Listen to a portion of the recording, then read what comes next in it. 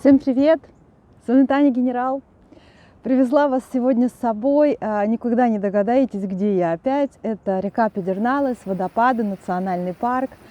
Сегодня пятница, тот самый один день в году, когда все люди изо всех сил бегут в магазины, потому что это черная пятница. Но я стала настолько асоциальной, что и мне в нормальные это дни в магазины ходить смерть, просто смертоубийство. А уж тем более в черную пятницу даже за водой заехать я решила это сделать на заправке, потому что в магазинах просто какое-то смертоубийство.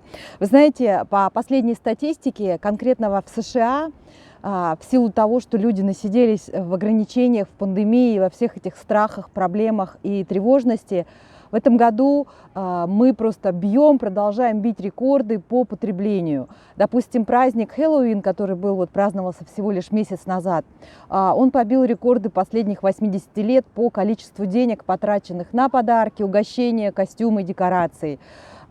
Подозреваю, что сегодня тоже будут побиты некие рекорды, об этом мы с вами узнаем чуть позже. И приближающееся Рождество дает повод думать, что и к Рождеству в этом году тоже все как жахнут, потому что уже так надоело сидеть и бояться, и так надоело жить и думать, будет завтра или не будет. Поэтому все сейчас идут по принципу «сегодня живо и ладно».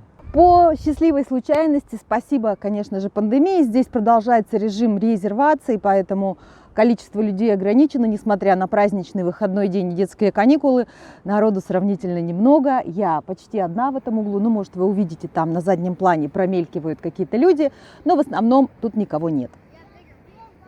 Как говорила моя бабушка, не запью, так, может быть, поставлю поверх моих разговоров вам виды этого парка, как здесь вокруг красиво, у нас осень вступила в свои права.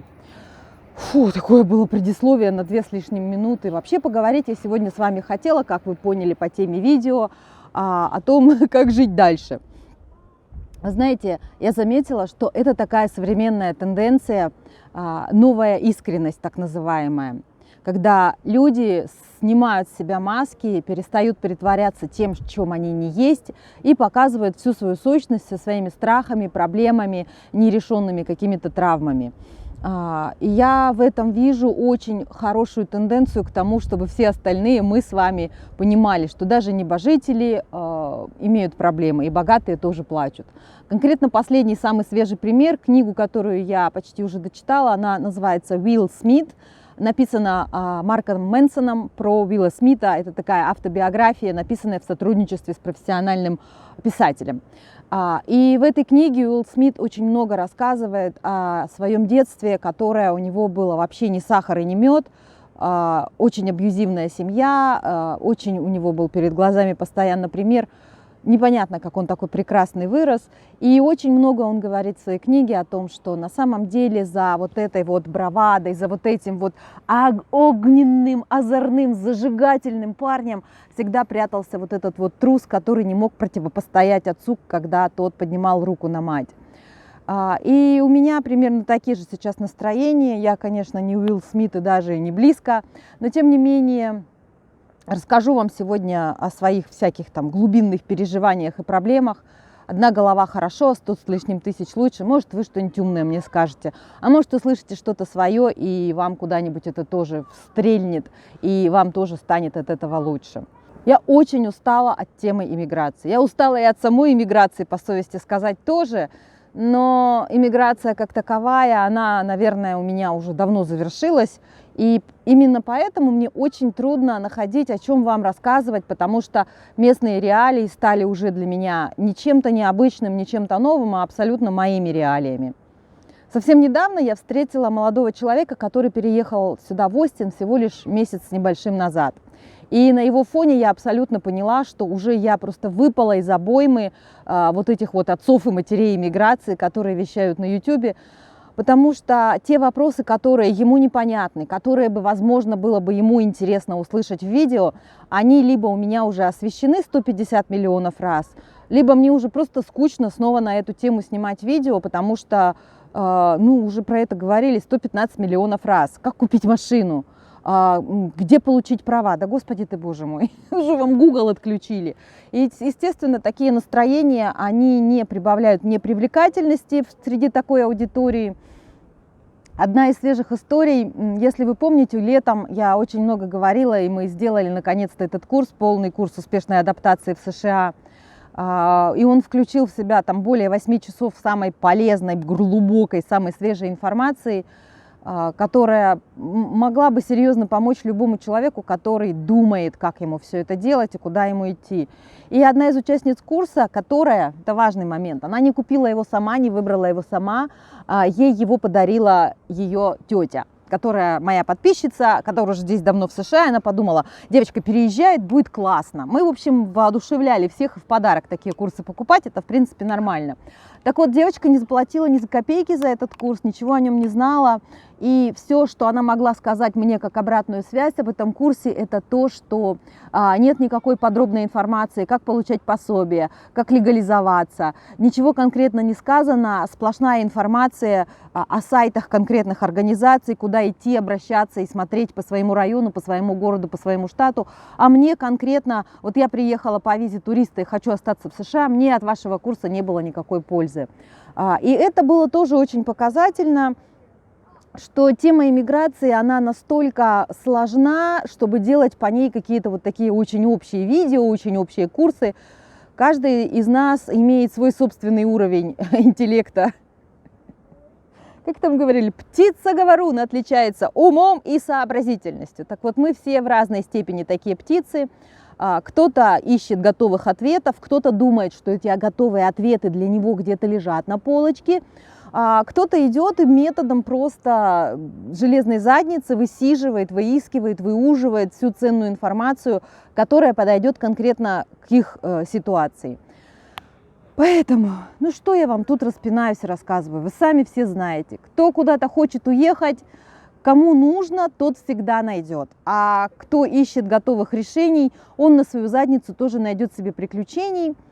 Именно таких людей часто обманывают, берут с них деньги непонятно за что, и они потом попадают в неприятные ситуации. Как раз именно такие люди и бывают героями нашей рубрики «Давайте это обсудим». Кстати, я так и не придумала название этой рубрики. «Давайте перемоем кому-нибудь кости». Знаете, это наша с вами одна из популярных тем. Когда присылают какое-нибудь письмо, мы хорошенечко оттопчемся на авторе, вот, блин, это... Потом ее пожалеем, надаем советов. Ну, автор такая говорит, ну что, сама пришла, никто не тянул за руки. Так что тема эмиграции изжила себя уже просто в корне. Естественно, у меня были даже мысли о том, чтобы вообще оставить YouTube навсегда. Очень большая проблема, очень большая часть проблемы с блогерством – это, конечно же, обратная связь, негативная обратная связь. И да, нельзя ее называть обратной связью, это хейтерство.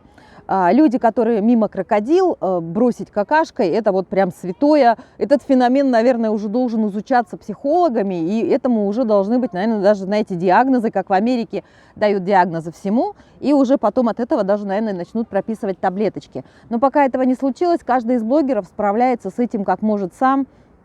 От микроблогеров типа меня до макроблогеров, до гигантских блогеров-миллионщиков. С этим приходится мириться, справляться каким-то образом всем. И я, конечно, за эти годы сильно прокачалась, сильно подковалась. Многие мои сессии с моим психотерапевтом были именно с этой темой, как справляться с негативом.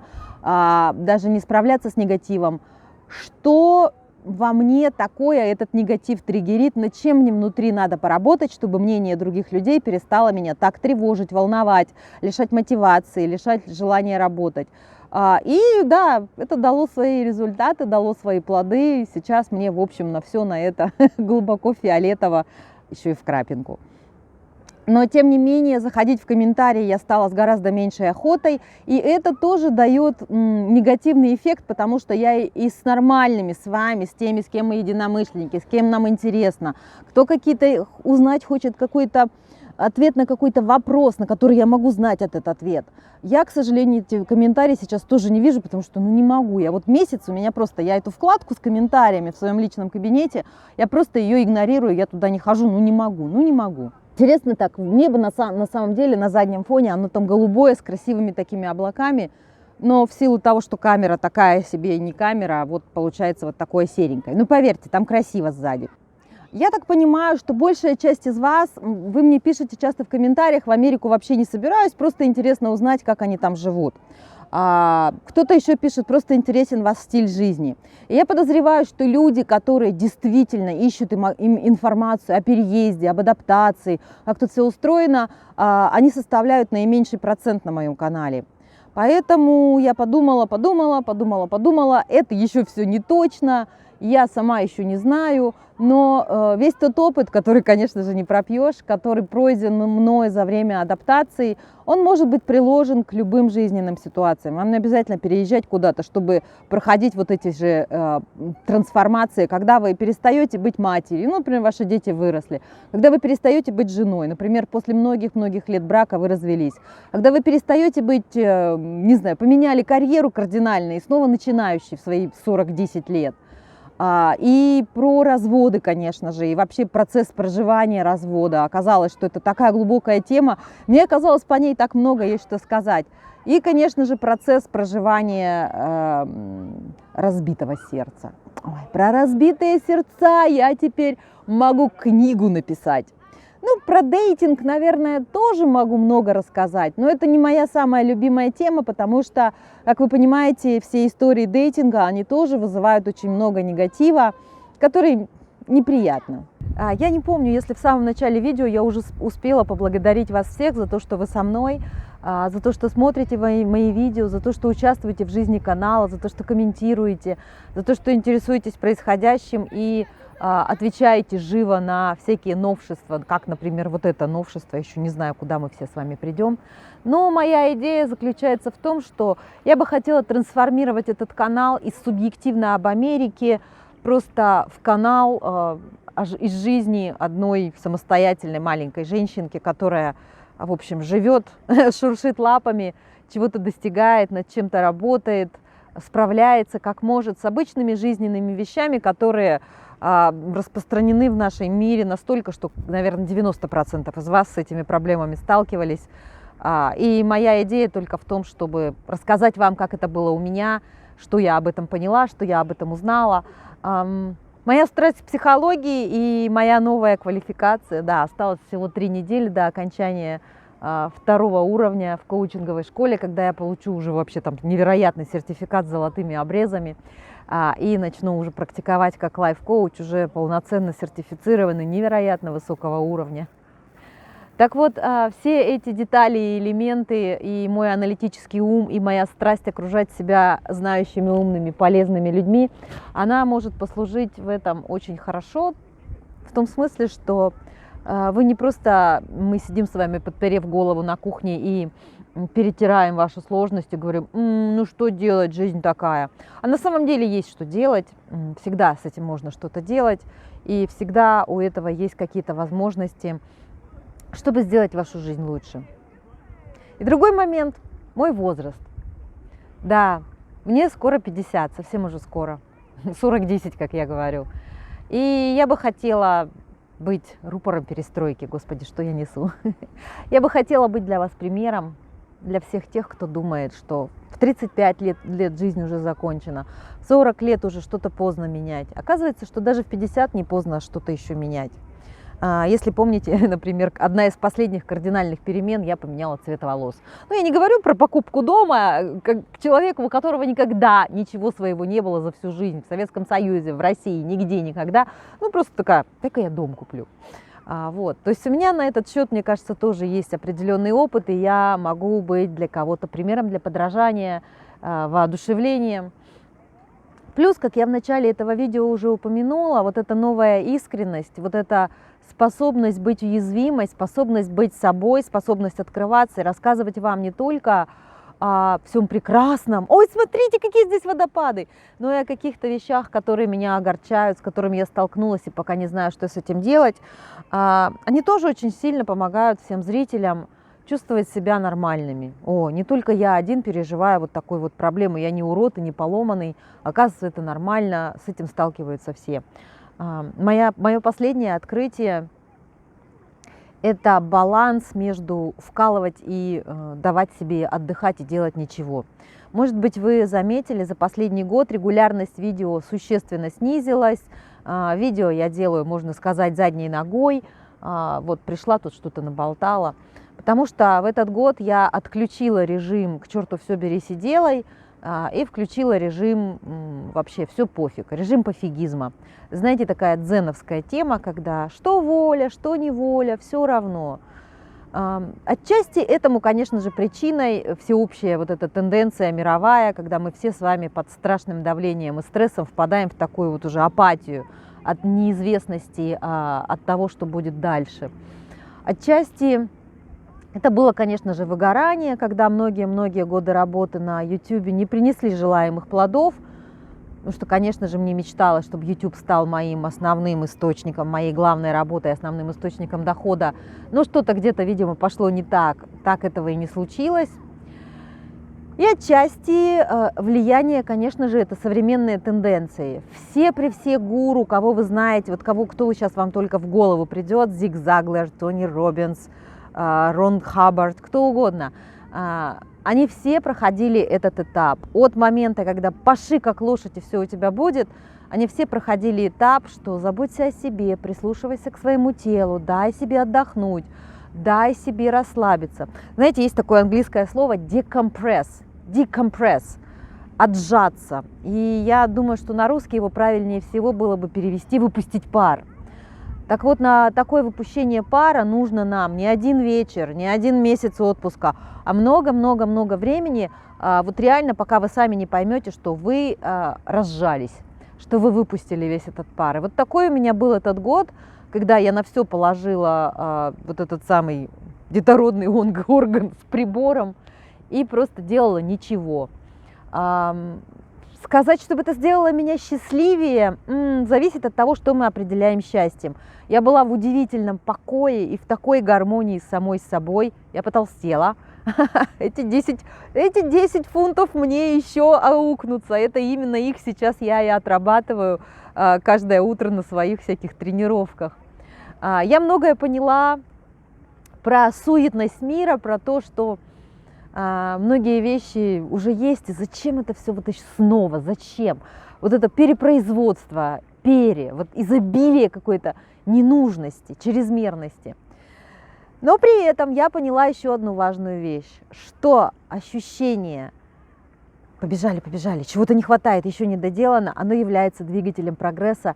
Именно благодаря ему происходят все качественные рывки в нашей жизни, в моей лично. Никому не навязываю. Знаю, моя любимая подруга Галя, которая много раз ее упоминала, она профессиональный психотерапевт, и для меня пример как раз-таки упорства. Она 8 лет шла к созданию своей практики. Сейчас у нее запись за 2 месяца вперед, она берет $140 в час и прекрасно себя чувствует. Так вот, Галя, она как раз-таки осталась в стадии разжаться, выдохнуть, и уже больше не пошла никогда снова впахивать. Ей так нормально. Но у нас, правда, и возрастная категория с ней разная, она все-таки уже на пенсии. Тем не менее, я лично для себя, попробовав совершенно другой режим, отпустить все, расслабиться и бить все конем, пусть все будет как будет, я поняла, что я хочу обратно. Я хочу планы. Знаете, как раньше это было? Таня генерал, к черту все, берись и делай, работать. Помните, у меня есть даже такой курс, который называется The Bootcamp, пошаговая инструкция к исполнению желаний. Его, кстати, тоже можно купить сейчас в рамках предновогодней распродажи. Там невероятные скидки. Смотрите, все в описании к видео есть коды и пароли, куда идти, где что смотреть. Вот. И этот курс как раз-таки есть воплощение меня той. И я его тут недавно пересматривала, когда оформляла снова для продажи в нашей онлайн-школе. И я поняла, что я скучаю по той себе.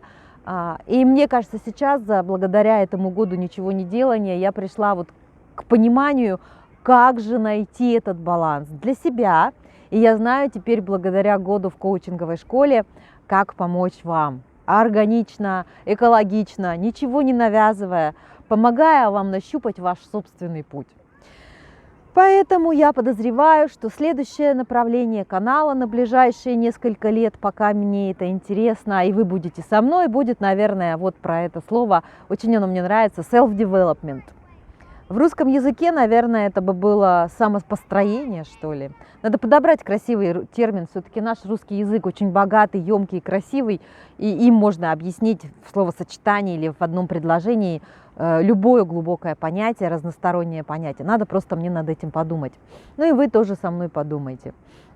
Вот это, наверное, все, что я сегодня хотела вам тут рассказать, нажаловаться, как я, в общем. Но это, мне кажется, уже вот последние схватки перед рождением чего-то нового, потому что я прям воспряла, я возродилась, у нас еще холодно, можно гулять километрами, тоннами и пачками.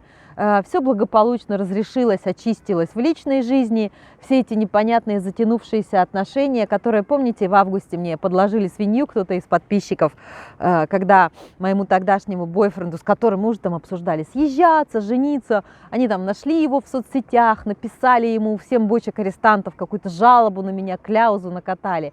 И его переезд в другой город, и вообще всякие штуки, уже все шло, в общем, ни шатка, ни валка, и уже было понятно, что лавочку нужно закрывать. Это, кстати, одно из моих тоже отточенных умений, понимание, что лошадь сдохла, надо перестать ее пинать и с нее слезть. Это умение очень сильно помогает в разных сферах жизни и спасает вам очень много душевной и сердечной боли в личных отношениях. Это я тоже умею. Так что теперь горизонт чист, свободен в Новый год с чистой совестью, с новыми планами, с новыми идеями. Я очень надеюсь, что многие из вас останутся со мной. Формат моих видео, я надеюсь, что я смогу оставить прежним. Бродилки, потому что бродить — это мое самое любимое. Как говорят все мои друзья, кто меня хорошо знает, я не знаю ни одного человека, кто бы столько ходил и кто бы так любил ходить. И по возможности я брожу все по-прежнему в каких-то красивых местах, где можно что-то посмотреть. С удовольствием буду показывать их вам.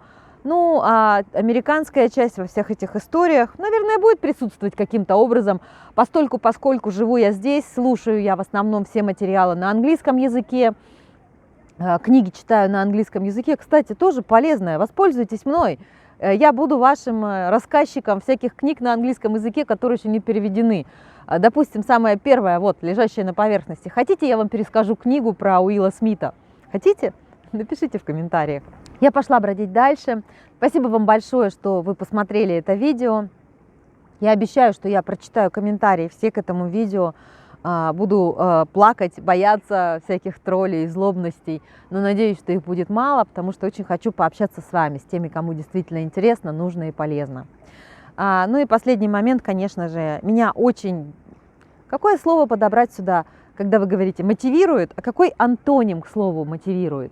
В английском это очень хорошо. Encourage, discourage. И меня очень демотивирует, конечно же, наличие таких звезд в этой нише на YouTube, как Евгения Стрелецкая и Стелла Васильева. Скажите мне что-нибудь хорошее, скажите, что у меня есть что-то свое, что я могу в эту тему привнести, чтобы я наконец-то уже перестала бояться, взяла себя за бока. И вот это наше любимое: к черту все, берись и делай. Только теперь я еще хорошо знаю, как находить грамотный баланс. И теперь не упахиваюсь и не вкалываю, как лошадь, а делаю все с радостью, с удовольствием. И делюсь этим с вами. Господи, Боже мой. Это самое лучшее место на свете, самое лучшее, что можно делать. Гулять в моем самом любимом парке и делать мое самое любимое. Записывать видео для вас. Я самый счастливый человек. Чего и вам всем желаю. Обнимаю вас крепко. Далеко не уходите. Впереди еще столько интересного. Пока-пока.